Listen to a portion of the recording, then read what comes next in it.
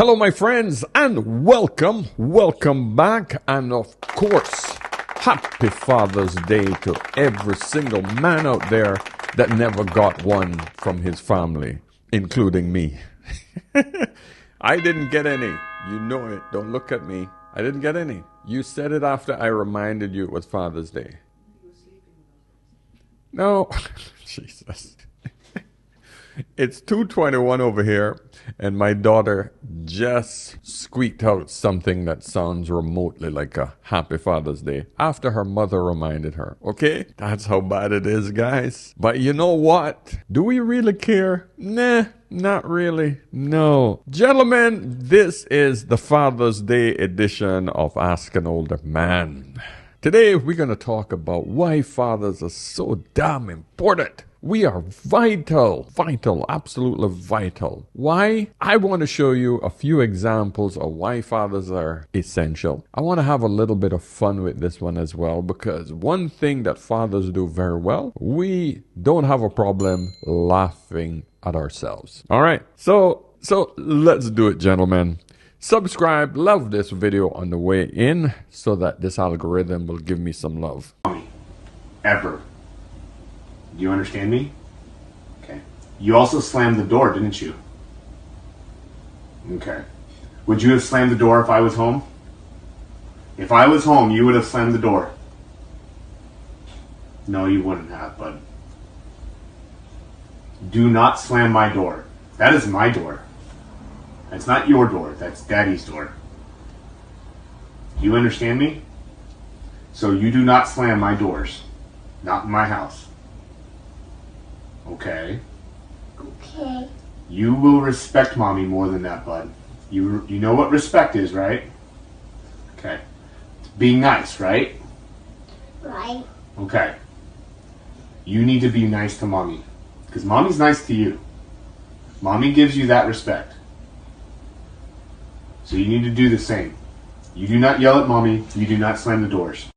The mere presence of a man in the house changes the whole dynamics and the structure of a child's brain. I know it being in my home. I know the difference between how my girls react to me versus their mother. We play a vital role in our kids' life. Yes, they need mommy, but holy crap, they need daddy. Because there's one thing I would never tolerate in my house if I had a son.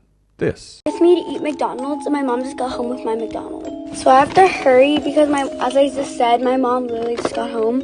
So I'm not even gonna use my correct concealer shade. I'm just gonna throw some on, even though I'm just gonna be at my house, but I wanna get in full glam because, yeah. Look, y'all. We got the McDonald's and we got the milkshake. Oh my god, wait, I need to get ready though. Even though I'm just gonna be in my room watching I want to look good for Casper the Ghost. I'm just kidding, y'all. Here. Thank you. I love you. Now, here's the thing. I've never seen a woman or a girl act like that. That is not normal behavior for males or females. So that is something that is learned. And I would never encourage my son to learn that. That is, my friends, the absence of a male figure in the house. Yeah, I know you guys are going to come at me. Oh, he's that. If that would make him happy, makes him happy. No. Nurture, nature. Those are the two things that influence kids. If he is to survive in this day and age, and I want the best for this child, I will push him more towards his nature. That's it. I would never encourage this sort of behavior. It's not anti-gay. It's not anti-whatever, him, her, hard, or she's, hers. Has nothing to do with that. This is a learned behavior, my friends, because it's neither male nor female. The boy needs a tough man in the house so that he can see a representation of a man. Now, this short piece here by Mr. Jordan Peterson really put the icing on the cake to my argument. Exactly when boys and girls as well, for that matter, really most need their fathers. And if your father is a target of emulation, it might well be that you most need him, especially when you're a boy, about the time that you hit puberty. And I think part of the reason for that, I remember when I lived in Montreal, there was this kid that lived down the street. We lived in poor areas in Montreal. And there was this kid that lived down the street, one of the places we lived, who was the son of a single mother. She was about 5'4", and he was about 6 feet tall, and he was 14. And he was out tromping around the streets in Montreal causing trouble. And we used to hear his mother. We didn't know them. We used to hear them, fighting in the hallway, for example. And what the hell could she do about it? He was 6 feet tall. Yeah. Short of telling him to get the hell out and then potentially enforcing that with the police, he had her cornered, for all intents and purposes, especially when he had his little gang of friends around him. His mother wasn't going to be able to do a damn thing. And so, it might well be that when you are around 12 and you're a boy, especially if you're, temperamentally inclined to some degree to be challenging, that's exactly the right time for you to have a father who can step on you around. I know that there's some evidence among elephants, for example, that the older males socialize the younger males, and that when human wildlife curators have attempted to reformulate elephant societies, which are extraordinarily complex, the young males rampage around like mad unless there are older males to keep them in line. There's a very good example of that. Culling of elephants is an unfortunate necessity. If you put elephants into the Kruger National Park without the saber-toothed cats that used to hunt them, they breed like crazy. They breed at a rate of about 12% per year. So then they destroy all the trees, and so then the WWF comes along and says, "We'll pay you not to shoot your elephants," which is to say, we'll pay you to let all your trees get destroyed. Right. So of course they do have to shoot the elephants, and it's a terrible thing. And so they've tried different mechanisms, and the one way that they used to do it was to go in and take out the oldest members, right, the dominant males, and so on. But what happened as a result of that is they left young, uncultured elephants. Yeah. And those elephants would rampage, they would attack cars, they had never been taught. And so I think it is a really good example of the wisdom of elders, even in the animal kingdom, being very important to the Well, development. especially in those complex, elephants are unbelievably intelligent. Yeah. And they have a prehensile trunk, right? And anything that has a prehensile attachment tends to be extraordinarily intelligent, like octopuses, for example, which only live 3 years, something like that, but appear to be at least as smart as dogs, which is, pretty damn smart. And with that increased intelligence comes a necessity for deeper socialization, and then the necessity for something like a continuous historical tradition. Yeah. Because with all that additional brain expanse, that environmental specific programming that's associated with socialization starts to become increasingly crucial.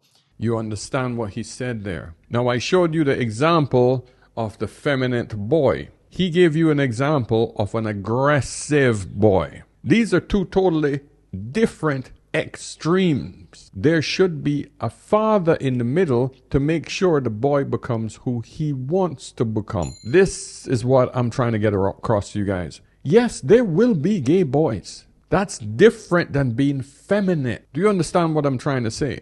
I absolutely agree that they are gays.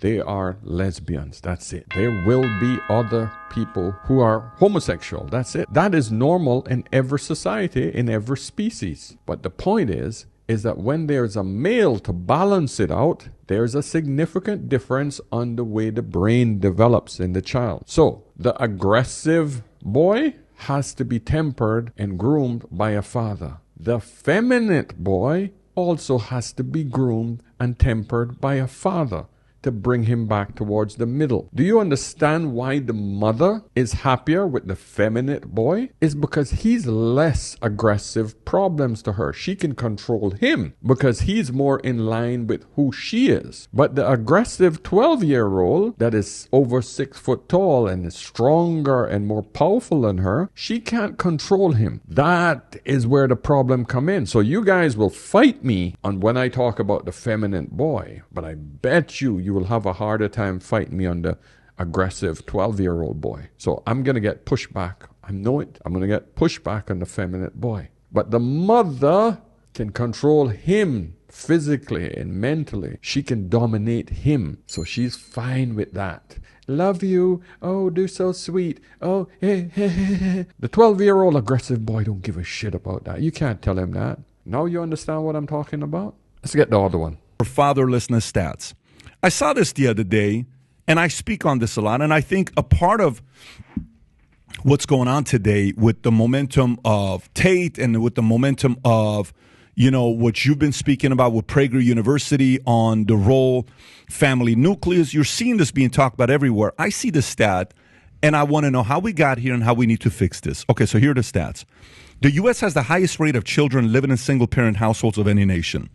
About 80% of single-parent homes are led by single mothers. At a rate of 23% of children living with one parent and no other adult, the United States is 3 times the world average of 7%. So 23% is U.S., 7% is world average, China's 3%, India's 4%, okay? Where a mom isn't there or a dad isn't there. Even for children with a father present in the home, the average school age boy only spends about 30 minutes per week in one-on-one conversations with his father. For comparison, the same boy on average will spend about 44 hours per week watching television, playing video games, and surfing the internet. 90% of all homelessness and runaway children, 63% of teen suicides, 85% of children and teens with behavioral disorders come from fatherless homes. Fatherlessness likewise has a direct link to teen pregnancy and sexual activity. Roughly 70% of teenage pregnancies come from women raised in fatherless homes, and these same women have significantly higher abortion rates than women raised by both a father and a mother. On the whole, fatherless kids are 20 times more likely to be incarcerated and 11 times more likely to exhibit violent behavior than children of two-parent households. If a man and a wife, this one's one of the most interesting stats, if a man and a wife raise a child, they're less likely to end up in jail, but they have the same chance as children raised by just their fathers. Let me read that one more time. If a man and a wife raise a child, they're less likely to end up in jail, but they have the same chances as children raised by just only their fathers. Girls with no fathers have low self-esteem. And obviously this ties to crime, mental issues, economy, suicide rates, all these other things. One, how did we get here? Okay, was this intentional to want to break the family nucleus where this is not a leader's bulletin we want to be winning in? Like, this is not something to be bragging about. We're a very competitive nation. We want to be the best at innovation. We want to be the best in this and that. This is not a place to brag about. How do we get here? And Dennis, what's the solution? One of the ways we got here was the feminist movement. One of its mottos was, a woman without a man is like a fish without a bicycle. Very famous phrase from early feminism in the 60s, 70s. Men are essentially regarded as useless. We need their sperm, and other than that, we really don't need men. Kids don't need men. I cite in something I wrote a New York Times survey of experts, quote unquote, which usually means foolish people who know one thing. And the whole heading was, are fathers necessary? It was actually a big column in the New York Times, and repeatedly, that fathers are not necessary. Again, the secular intellectual is generally a stupid person. Fathers are essential.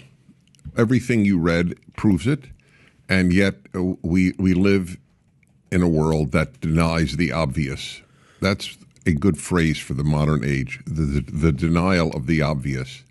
Yes, we live in a world that denies the obvious. So all I'm saying, guys, on this Father's Day, ladies, please understand that the father is essential in the home, and he must be recognized. Must be. One of the reasons why men don't really acknowledge or even care about Father's Day is because it's something that we feel that isn't earned. Men only find value or a feeling of accomplishment after we have done something and then rewarded for it. There is no good feeling that we would get just because. Men don't feel good getting a 7th place trophy. I hope I make sense. She doesn't understand that men don't like to be rewarded for nothing at all. Just not what we do. A woman, oh, Mother's Day, oh man, if you don't remember that day, ooh, it gets emotional. Gets emotional. Yeah. Where's my reward for being a mama? But the shops are going nuts. Everybody's out there trying to the shuffle around, the restaurants are busy. I mean, these things were created just for the retailers anyway. But the point is that women take it very seriously. They want to be rewarded. Mainstream media is constantly going, oh, Mother's Day is coming up. Gotta go buy some shit for your mama. Father's Day, get him some socks, some new underwear. So I want you to watch this one point where other men are trying to explain to their sons the importance of a father. This is one of my favorite channels to watch, and it's a gentleman teaches martial arts. This is how I was taught as well, the old traditional way. Mr. Jason Wilson. Zeus. Down. Go. Down. Good. Shalom. Down. Stay down. Hold him up. Our boss. Press. Good. Stay down. Down. So sometimes as fathers, we can't go. He has to push his son, his wife, everyone. And so when you make things difficult, he has to push you. And you push him up, Jeremiah. Let's go. Abar. Come on. I'm at you. Push. Good. Get up out of there. So you see how you gotta help them This is the perfect example of letting an older son understand his responsibility when he has come into his own, because the father has to carry everything on his back. When the son, the bigger son, reaches a certain age, it's now time for him to help his father raise the younger ones. This is how it's been done through time. Today's young generation, oh, daddy got to do it. Yeah, I'm 18, but I'm still staying home. I don't pay any rent. I'm not doing shit. Yeah, but my younger siblings are still there. I don't have to take care of them. I'm not their parent. The idea is the son has to be taught from a very young age that he has to help out. Why should the father have to carry his load when he's that big, and then the load of his younger siblings and the load of his wife's entire house on his shoulders? The father gets tired too. And young man, you got to understand when it's time to step up and step in. Time for you to help daddy push. I love this one because I have 2 daughters, and one is not affectionate at all. I gotta literally beg her for a hug. The other, gladly hug me, no problem. This is just a prime example. But this is the reality of some kids. Some kids are like that. This. Give me a hug. Give me a hug. I need this. Come on, please. Give me a hug, Nick. Please, just give me a hug. I know. So, gentlemen, for those of you that have a daughter that's not affectionate, just know that you're not alone. Okay? Don't take it personally, man. Fat, old, black-ass nigga. Looks matter. They matter. I just turned 40 this past March, and one of my biggest regrets is not realizing just how important looks are and how much your appearance matters in this world. Human beings are naturally superficial. It's a part of our biology. It's ingrained in us. We can't help it. We are biased toward treating people who look good better. It's just the facts of life. The faster you realize this and the faster you accept this, the better off you will be in the long run. There are a lot of aspects about yourself that you can't change, but the ones that you can, change them as quickly as possible while you are still young and you have the energy, the flexibility, the agility, the time, and the resources to really work on yourself and your appearance. I'm working on my stuff right now as we speak. How in the hell did you let yourself go? What did you do to yourself? I'm going to give you guys the most straightforward answer to these questions that I keep getting over and over again in the comments of my videos and on my lives. And I'm going to tell you straight up, I deprioritized my health. My health stopped becoming a priority to me. And to be quite honest with you, even when I was lean, I don't think it was really of utmost priority. I've come to realize at the age of 40, you have to make taking care of your physical health a religion. I know this is going to ruffle a few feathers on some folks. Oh, what are you talking about? What do you mean a religion? No. Taking care of yourself, taking care of your body, working on your looks needs to become a religion. That's how serious this is.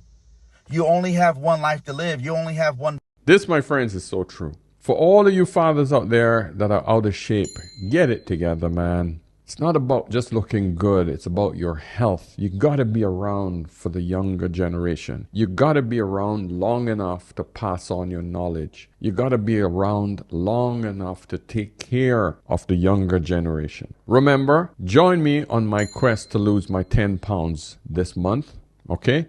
Join my community, join my membership site, log in to askanolderman.com, join the community. It's free. It's free. Just click on that button, join it, and it's all of us coming together as a community to lose some bloody weight, okay? Listen, I stay relatively fit, but every once in a while, I fall off that horse. And you know what? To keep me accountable, I would love for you guys to be involved with that journey with me. So join that program with me, okay? The biggest addiction for me out of all of it was to be able to say to my father, I wrote that shit and put it on the wall. I would look at that shit every day and it would say, one day I'm going to get a deal, sign a contract. I'm going to come home with so much fucking money that I'm going to be able to tell my father, I told you so. That's all I wanted to be able to do. It would be days still. He would tell me I got to come to work. And I would look at that sign. And then I would see him outside in the truck, and I walk out that fucking house, and I was mad as hell, angry. And what I do love about my father as I got older is I understood what he wanted. He just wanted to make sure I wasn't wasting my time. He built this company. He wanted to pass it down. It was love. It's love. It was, he needed his son to succeed. I'm his pride and his joy. And failure is not an option with my father. You see, the lesson that Mr. Buster Rhymes, I don't know his real name, what he learned here is the father loved him enough to make sure that he challenged his dreams. You have to challenge your child's dream. If he was hungry enough and he had enough conviction in his dreams that it pushed him to make sure that he would never ever fail, so that he could look back at his father and say, see, I told you I could do it. That's motivation. Gentlemen, you got to understand the psychology behind that. Most women don't. If he, the father, had literally just cut him off and not given him that safety net of saying, hey, the company is there. Yes, do your thing, but the company is here. Here's the truck. Here, that moving company or yard maintenance, whatever the hell it was, construction company. He didn't specify what type of company, but the point is, that was his backup. The father was saying, hey, this is your backup. That's love. So the importance of having a backup plan from a father is vital. Vital. That's a beautiful message right there, guys. All right, you know I got to put in a little humor in here. This is the drunk uncle. Oh, there, whippersnapper. See this guy right here? That's the drunk uncle. At every barbecue in every hood in America, there's always a drunk uncle. If you didn't see him, it's because you're him. Whoa, now, goddammit. It's a tweaking. Hold on, let me get back to the message. So, yes, look, at the barbecue, understand that the drunk uncle is a black family icon. And just give him fire, nephew. Look out for him. Look out for the black uncle, because this motherfucker right here is in his mode. Look at his ass. In every country, in every family, there's that guy, man. And he don't necessarily have to be a family-related uncle. He might be a couple of families removed, right? But there's always that one guy, man. And you know, he might not even be the member of the family. He might be your father's best friend that has been with him since childhood, and everybody called him uncle. Yep, but it's that guy. Always him. Cherish that man. Admire that one, because in his happy state or in his normal state, he's still one of the best type of fathers to have around. Okay? Oh. All right, guys, listen, man, I'm going to cut it there. Happy Father's Day once again to each and every single father out there. Listen, it's your day. You enjoy it. You relax. You have some fun. You do whatever it takes, man. Life is a beautiful thing, and you got to learn to take these moments and run with it. All right? Give me a thumbs up on this message. Listen, if you need me, if you'd like to talk to me even today, you can easily book a session on askanolderman.com. Join our community for free. Get involved now. Grow with me with this amazing community that I'm building from all over the world. It'll be a beautiful thing to have access to men and women all over the world so that you can go and visit someday. The idea is community, community, community, community. This is what we need, especially as we get older. Okay, so gentlemen, ladies, until next time, remember, whenever in doubt, always ask an older man. I'll see you in the next one. Cheers.